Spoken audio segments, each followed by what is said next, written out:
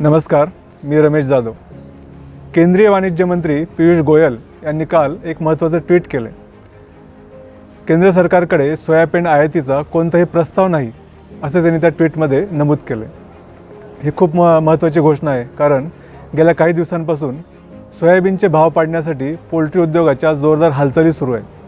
वाणिज्य मंत्र्याच्या या घोषणेमुळं या हालचालींना तात्पुरता का होईना चाप बसेल असं एकंदर चित्र आहे. हा निर्णय नेमका काय आहे, त्याचे तपशील काय आहेत याच्या संदर्भात एक व्हिडिओ आम्ही स्वतंत्र केलेलाच आहे. त्याची लिंक डिस्क्रिप्शन बॉक्समध्ये तुम्हाला बघायला मिळेल. त्याच्यामुळं त्याचे तपशील मी पुन्हा इथे रिपीट करत नाही. तर आज मी तुम्हाला ह्याच्याशी संबंधितच परंतु एका वेगळ्या मुद्द्यावरती तुमच्याशी बोलणार आहे. काल जेव्हा हा निर्णय झाला तेव्हापासून तुमच्यापैकी अनेकांनी फेसबुक, यूट्यूब आणि ट्विटरवरती ॲग्रोवनचं अभिनंदन केलं. ॲग्रोवननी हा विषय लावून धरल्यामुळं केंद्र सरकारने हा निर्णय घेतला अशा प्रकारची भावना तुम्ही लोकांनी व्यक्त केली. तुमच्या या भावनेबद्दल मी माझ्या संपूर्ण टीमच्या तर्फे तुमचे आभार व्यक्त करतो. की फक्त ॲग्रोवनमुळं केंद्र सरकारने हा निर्णय घेतला आहे का, तर माझ्या मते नाही. हा सगळा तुमच्या एकजुटीचा विजय आहे. सगळ्या प्रमुख राजकीय पक्षांच्या प्रतिनिधींनी या विषयामध्ये लक्ष घातलं होतं. ज्या सगळ्या प्रमुख राजकीय शेतकरी संघटना आहेत त्यांच्या नेत्यांनी या विषयावर ठाम भूमिका घेतलेली होती. खासदारांनी, विशेषतः शिरूरचे खासदार डॉक्टर अमोल कोल्हे आणि बुलढाण्याचे खासदार प्रतापराव जाधव यांनी केंद्र सरकारशी या विषयावर पत्रव्यवहार केला होता. डॉक्टर अमोल कोल्हे यांनी लोकसभेमध्ये हा विषय उपस्थित केला होता. आणि सगळ्यात महत्त्वाचं म्हणजे शेतकऱ्यांनी आणि त्यांच्या तरुण पोरांनी सोशल मीडियावरती या विषयावर जहाल शब्दामध्ये आपला राग व्यक्त केलेला होता. आणि या सगळ्यांचा परिणाम म्हणून केंद्र सरकारने हा निर्णय घेतला असं माझं मत आहे. मग या सगळ्या गोष्टीमध्ये ॲग्रोवनचा काहीच रोल नाही आहे का, तर नाही. ॲग्रोवनने ह्याच्यामध्ये एक रोल बजावलेला आहे. फक्त ॲग्रोवनमुळं हा निर्णय झालेला नाही आहे, परंतु हा निर्णय होण्यामध्ये ॲग्रोवनचा एक महत्त्वाचा रोल राहिलेला आहे, महत्त्वाची भूमिका राहिलेली आहे. ॲग्रोवनची भूमिका कॅटलिस्टची राहिलेली आहे. कॅटलिस्ट म्हणजे ज्याला मराठी भाषेमध्ये आपण उत्प्रेरक म्हणतो. ॲक्च्युली मराठी भाषेतला शब्द हा जास्त क्लिष्ट आहे, त्याच्यामुळे आपण इंग्रजी शब्दच वापरू, कॅटलिस्ट. तर कॅटलिस्ट म्हणजे काय, तर ही रसायनशास्त्रातली एक टर्म आहे. तर कॅटलिस्ट म्हणजे असा एक पदार्थ असतो की जो एक रासायनिक क्रिया किंवा अभिक्रिया घडवून आणतो किंवा तिला वेग देतो, परंतु प्रत्यक्ष त्या क्रियेमध्ये तो सहभागी नसतो. असा घटक म्हणजे कॅटलिस्ट. तर ॲग्रोवनची भूमिका या सगळ्यामध्ये कॅटलिस्टची राहिलेली आहे. ॲग्रोवननी काय केलं, तर सुरुवातीपासून सोयाबीन आयातीचा हा जो विषय आहे तो ॲग्रोवननी लावून धरला. 4 महिन्यापासून हा सगळा विषय सुरू आहे. तर पहिल्या दिवसापासून आम्ही हा विषय मांडलेला आहे. या विषयाचे जे तपशील आहेत ते आम्ही दिलेले आहेत. हा निर्णय नेमका काय आहे, हा निर्णय घडवून आणण्यासाठी कुठली लॉबी प्रयत्न करते, कुठले दबाव गट ह्याच्यामध्ये प्रयत्न करत आहेत, त्यांचे हितसंबंध काय आहेत, त्यांचा हेतू काय आहे, हा निर्णय झाला तर त्याच्या बाजारावरती काय परिणाम होतील, सोयाबीन उत्पादक शेतकऱ्यांचा ह्याच्यामध्ये कसं नुकसान आहे, सोयाबीनच्या भावावरती याचा काय नेमका परिणाम होईल, आणि फक्त सोयाबीन उत्पादक शेतकरीच नाही तर पोल्ट्री उद्योगावरती सुद्धा ह्याचा काय परिणाम होणार आहे, ह्या सगळ्यांची तपशीलवार मांडणी आम्ही बातम्यांमधून, आमच्या स्पेशल पॅकेजेसमधून करत आलेलो आहोत. परंतु फक्त फॅक्ट मांडून किंवा बातम्या देऊन आम्ही थांबलेलो नाही. तर ह्याच्यामध्ये एक स्पष्ट भूमिका आम्ही घेतलेली आहे आणि ही भूमिका ठाम आणि ठोस राहिलेली आहे. आणि ही भूमिका शेतकरी हिताची आणि शेतकऱ्यांच्या बाजूची राहिलेली आहे. ऐन काढणी हंगामामध्ये जर तुम्ही सोयाबीनची आयात केली तर त्याचा सोयाबीन उत्पादक शेतकऱ्यांवर थेट परिणाम होणार आहे, कारण सोयाबीनचे रेट पडणार.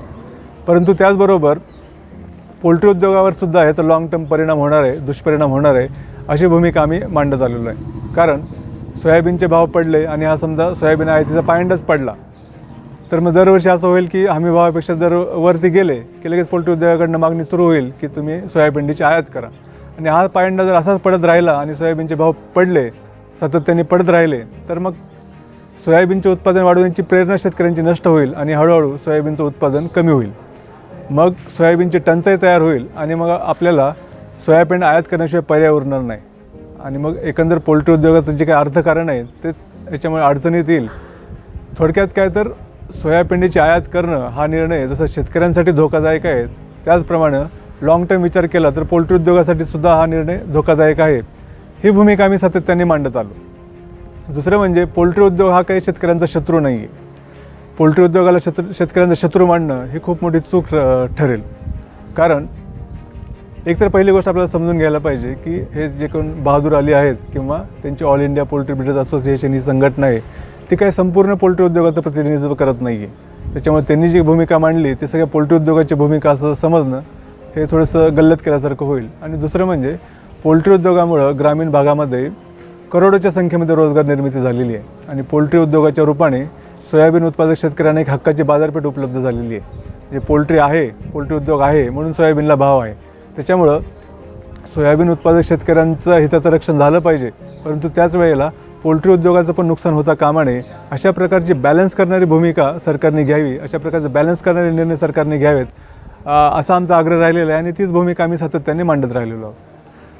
मग आम्ही ह्या विषयावरती काय केलं, ह्या विषयावरची सगळी तपशील तर आम्ही दिलेच बातम्यांच्या स्वरूपामध्ये, पण त्याचबरोबर ह्या विषयातले जे जाणकार आहेत, तज्ज्ञ आहेत, अभ्यासक आहेत, बाजार विश्लेषक आहेत, त्यांची मतं काय आहेत, त्यांचा अंदाज काय आहे, त्यांचं या विषयाबद्दलचं रीडिंग काय आहे, हे सुद्धा आम्ही सातत्याने तुमच्यापर्यंत पोहोचवत राहिलो. आणि त्याचबरोबर दुसऱ्या बाजूला राजकीय पक्ष आणि शेतकरी संघटना यांचे जे महत्त्वाचे प्रतिनिधी आहेत त्यांना हा विषय आम्ही समजावून सांगितला आणि त्यांनी या विषयावर ठोस भूमिका घ्यावी असा आम्ही आग्रह धरला. त्यांना भूमिका घ्यायला भाग पाडलं.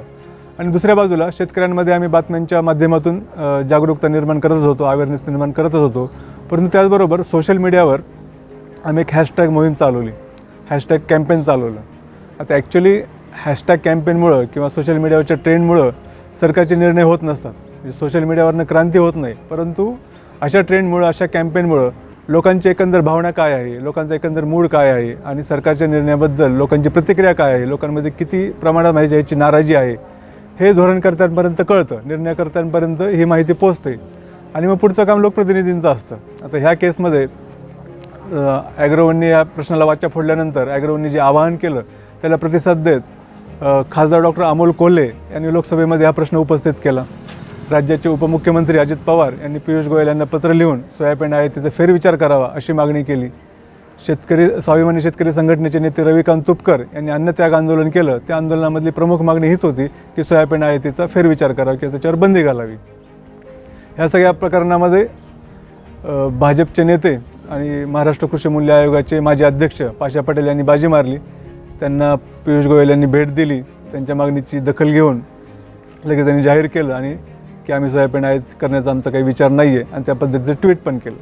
तर थोडक्यात अशा प्रकारे हा सगळा घटनाक्रम आहे. तर ह्या सगळ्या घटनाक्रमामध्ये जो काही निर्णय झाला तो अशा पद्धतीने निर्णय झाला आणि त्याच्यामध्ये ॲग्रोवनचा जो रोल आहे तो कॅटलिस्टचा राहिलेला आहे. म्हणजे जागल्या म्हणून काम करणं आणि ओपिनियन मेकिंगमध्ये एक महत्त्वाची भूमिका बजावणं हेच माध्यमांचं काम असतं आणि ॲग्रोवन ते करतच आलेलं आहे. ह्याच्यामधला दुसरा एक महत्त्वाचा विषय आहे ज्याच्याकडे मी तुमचं लक्ष वेधू इच्छितो. तर केंद्र सरकारने जी काही भूमिका मांडलेली आहे किंवा पियुष गोयल यांनी जे काही ट्विट केलं आहे त्याची शब्दरचना बघा. त्याच्यामध्ये काय म्हणलेलं आहे की केंद्र सरकारकडे असं कुठलाही प्रस्ताव नाही आहे की सोयाबीन आयात करावी. तर याचा अर्थ काय लावायचा? बऱ्याच लोकांचं म्हणणं आहे की हा शब्दांचा खेळ आहे की शेतकऱ्यांना गाफील ठेवून परत मागच्या दारांनी पोल्ट्री उद्योगाच्या दबावापुढे मान तुकवून केंद्र सरकार परत आयातीचा निर्णय घेऊ शकतं. कारण त्यांनी असं म्हटलं की प्रस्ताव नाही आहे. मग प्रस्ताव आता नाही आहे, मग परत प्रस्ताव आल्यानंतर आम्ही विचार करू का, ह्याच्याबद्दल संदिग्धता आहे. परंतु दुसरा ह्याचा अर्थ असा लावता येईल की जे काही बहादूर अलींनी पत्र लिहिलं होतं पुरुषोत्तम रुपाला यांना की सोयाबीन आयातीसाठी परवानगी द्यावी, मुदतवाढ द्यावी, तर रुपाला यांनी त्या पत्राचा आधार घेऊन विदेश व्यापार महासंचालकांना पत्र लिहिलं होतं आणि याच्यावर कार्यवाही करण्याची मागणी केलेली होती. याचा अर्थ त्या अर्थाने एक प्रस्ताव सरकारपुढे होतच, परंतु त्या प्रस्ताव आमच्याकडे नाही आहे असं ज्यावेळेस गोयल म्हणत आहेत त्याचा अर्थ त्यांनी हा प्रस्ताव फेटाळून लावला एक प्रकारे, किंवा त्यांचा आता आयात करण्याचा विचार नाही असा एक अर्थ काढता येऊ शकतो. परंतु या सरकारचं आतापर्यंत ट्रॅक रेकॉर्ड बघितलं तर सरकारच्या कथनी आणि करणीमध्ये फरक आहे. त्यांचे दाखवायचे दात वेगळे आहेत, खायचे दात वेगळे आहेत. त्याच्यामुळे शेतकऱ्यांनी गाफील राहता कामा नये हे मात्र खरं आहे. मग ह्याच्यावरती उपाय काय आहे? तर सरकारने आपला शब्द फिरवू नये ह्यासाठी सरकारवर आता जो शेतकऱ्यांचा दबाव आहे तो दबाव कायम ठेवला पाहिजे. त्यासाठी मग लगेच करण्यासारखी गोष्ट काय आहे तर आपले जे लोकप्रतिनिधी आहेत, खासदारांनी हा विषय लोकसभेमध्ये राज्यसभेमध्ये मांडला पाहिजे, त्याच्यावर चर्चा घडवून आणली पाहिजे आणि त्याला सरकारकडून एक अधिकृत उत्तर घेतलं पाहिजे. आणि राज्याच्या विधानसभेचं पण अधिवेशन आता सुरू होणार आहे, तर विधानसभेमध्ये सुद्धा या विषयावरती चर्चा व्हायला पाहिजे आणि एक ठराव संमत करून तो केंद्र सरकारकडे पाठवला पाहिजे. तर ह्या गोष्टी जर झाल्या तर सरकारवरचा दबाव कायम राहील. किंवा कुठलंही सरकार असेल आणि त्यातल्या त्यात मोदी सरकार तरी सगळ्यात जास्त कशाला घाबरतं तर ते मतदारांना घाबरतं. मतपेटीतून काही प्रतिक्रिया उमटेल, निवडणुकीमध्ये पराभव होईल म्हणून सरकार एक पाऊल मागं पण जायला तयार असतं. हे आपल्याला कृषी कायदे जे मागे घेतले त्याच्यावरनं दिसलेलंच आहे. त्याच्यामुळं तुम्हाला जर असं वाटत असेल की सरकारने आपल्या निर्णयावर ठाम राहावं आणि हे सोयाबीन आयात करू नये तर त्यांच्यावरचा जो दबाव गट आहे तो कायम राहायला पाहिजे. आता ह्याच्यातला दुसरा एक मुद्दा आहे की केंद्र सरकारने ज्यावेळेस ही भूमिका स्पष्ट केली त्याच्यामुळे बाजारामधली एक अनिश्चितता संपली आणि सोयाबीनच्या रेटमध्ये आता खूप मोठी तेजी येणार. मागच्या वेळी जसे 11,000पर्यंत रेट गेले होते, 11,000पर्यंत रेट जाणार, अशा प्रकारच्या बातम्या किंवा अशा प्रकारची जी माहिती आहे ती सोशल मीडियामधून खूप मोठ्या प्रमाणावर व्हायरल व्हायला लागलेली आहे.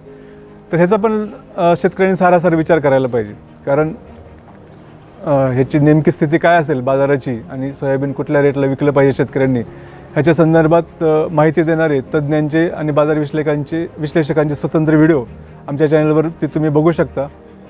परंतु ह्या सगळ्या लोकांचा जो म्हणण्याचा सार आहे तो मी एका शब्दामध्ये सांगतो, एका वाक्यामध्ये सांगतो. ह्या सगळ्या बाजार विश्लेषकांचं, तज्ज्ञांचं आणि जाणकारांचं म्हणणं असं आहे की एकंदर आपल्याकडे सोयाबीनचं उत्पादन, उन्हाळी सोयाबीनचं वाढलेलं प्रमाण आणि ओव्हरऑल डिमांड आणि सप्लायची जी काही सिच्युएशन आहे आणि सोयाबीनच्या रेटची पॅरिटी, हे सगळे घटक लक्षात घेतले तर 7,000चा जो रेट आहे तर ती जी काही भावपातळी आहे त्याच्यावर आपण लक्ष ठेवलं पाहिजे आणि 7,000ची भावपातळी येते की नाही हे बघून बाजाराकडे लक्ष ठेवून शेतकऱ्यांनी टप्प्याटप्प्याने आपला माल विकण्याची स्ट्रॅटेजी घेतली पाहिजे, असं या सगळ्या लोकांचं म्हणण्याचं सार आहे. धन्यवाद.